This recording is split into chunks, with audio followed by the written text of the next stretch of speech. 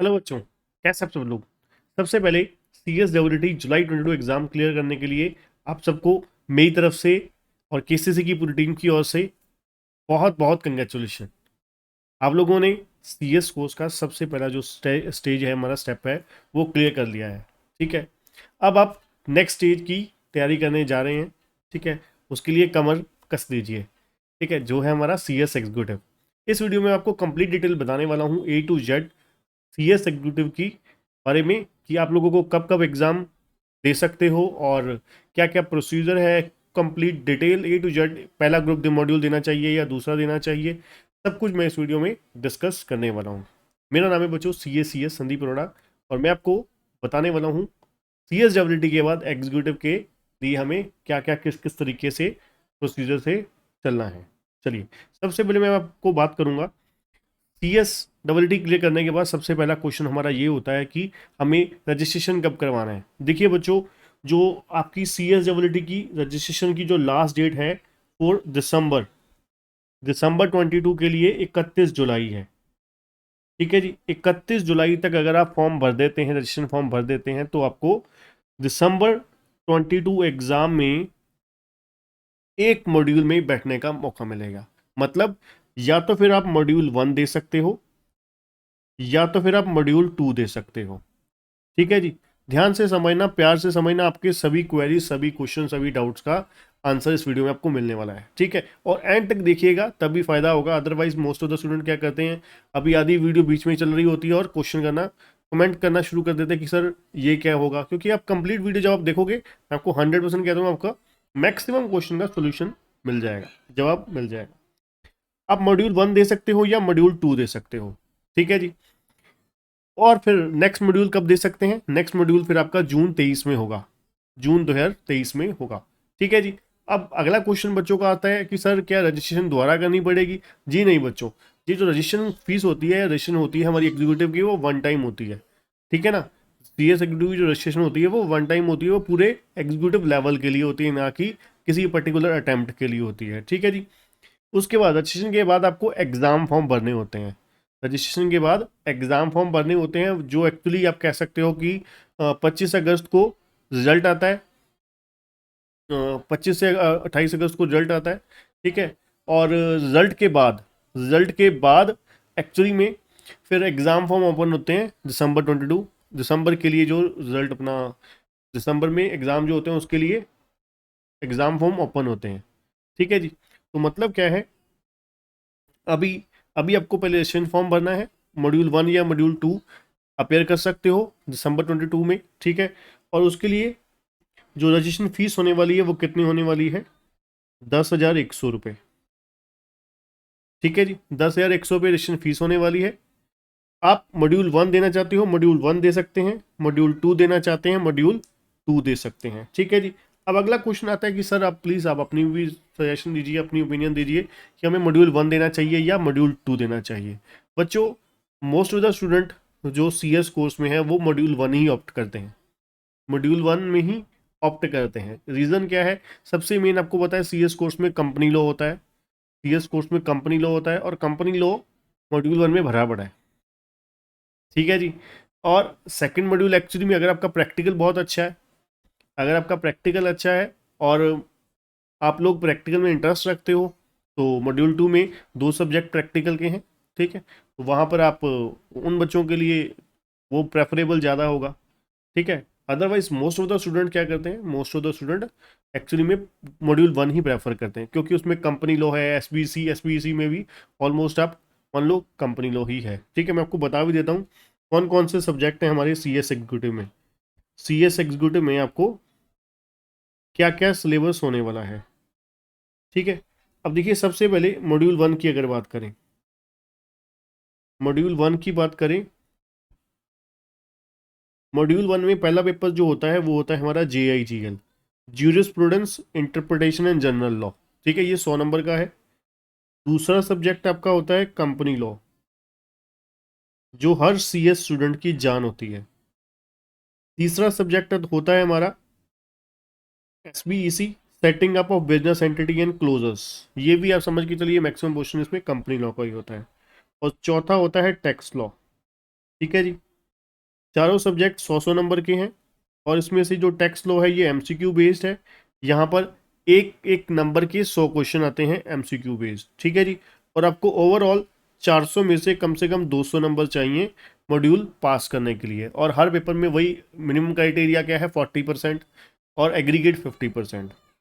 ऐसे ही मॉड्यूल 2 में पहला पेपर जिसको हम पेपर नंबर 5 बोलते हैं वो होता है कॉर्पोरेट एंड मैनेजमेंट अकाउंटिंग। ये क्या है जी, एमसीक्यू बेस्ड है।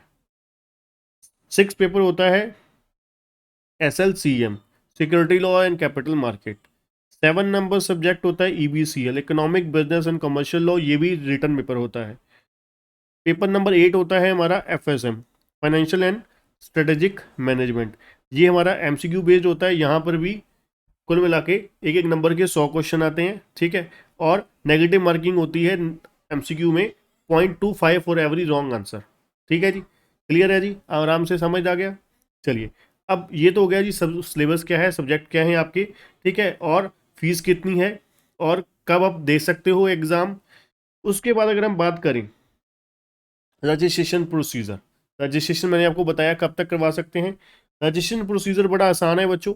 आप ICSI की वेबसाइट पे जाओगे, ICSI के होम पेज पे जाओगे तो आपको यहाँ पर 1 2 3 4 5 6 6वें नंबर पर ऑनलाइन सर्विसेज का आपको ये अपना कॉलम दिखाई देगा।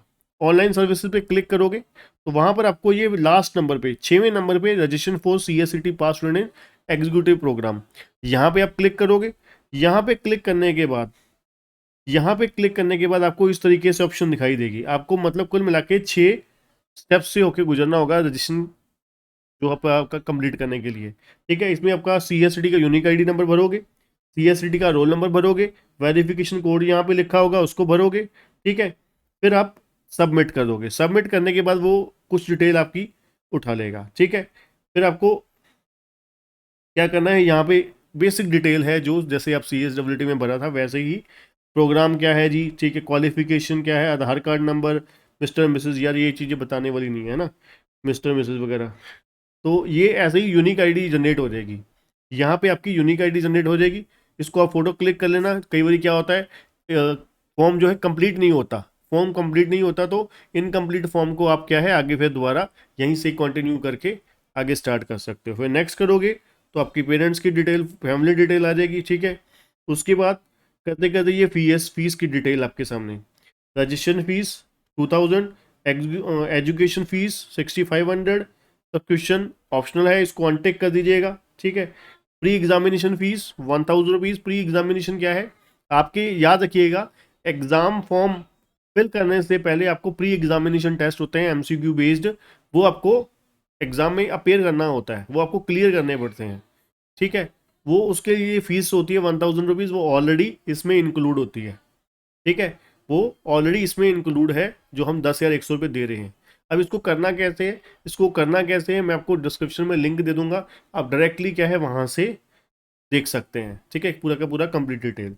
और उसके बाद 100 रुपये सेल्स मैनुअल के हैं स्टूडेंट ओरिएंटेशन प्रोग्राम के, ठीक है। तो कुल मिला के 10 या 100 रुपये इस तरीके से बटी होगी। देन नेक्स्ट करने के बाद आपको पासपोर्ट साइज फ़ोटो चाहिए, ठीक है जी।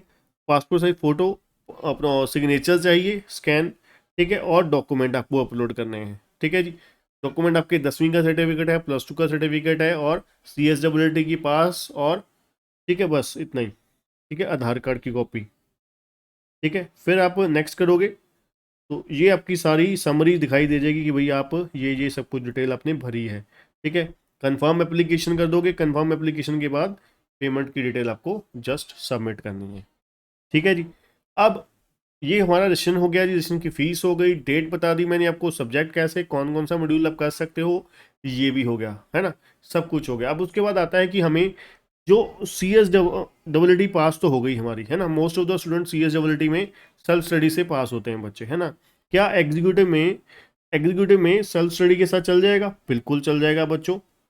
कोई ये नहीं कह सकता कि हाँ एग्जीक्यूटिव नहीं होती, भाई बिना कोचिंग के भी होती है। जो बच्चे नहीं अफोर्ड कर सकते कोचिंग, कोई बात नहीं, वो सेल्फ स्टडी कर सकते हैं, ठीक है जी। और स्टडी मटेरियल आपको ICSI की तरफ से मिलता है और कुछ कंटेंट आपको हमारी KCC टूल की वेबसाइट पे फ्री मिल जाएगा, ठीक है।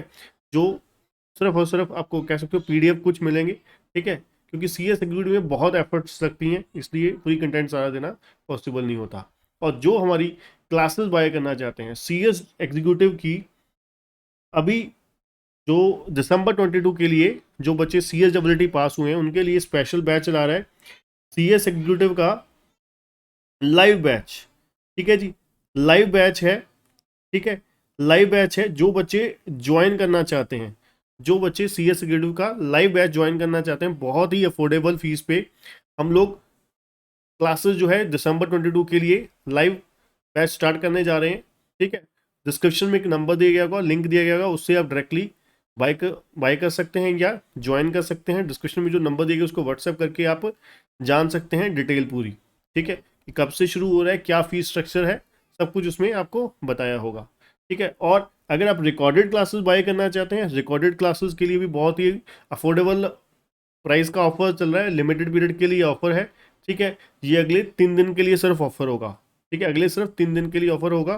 तो डिस्क्रिप्शन में जाइए, वहां पर आप मॉड्यूल 1 मॉड्यूल 2 दोनों के लिए कोई भी आप सिंगल मॉड्यूल बाय कर सकते हैं, बहुत ही अफोर्डेबल प्राइस पे हमारा ऑफर चल रहा है, ठीक है।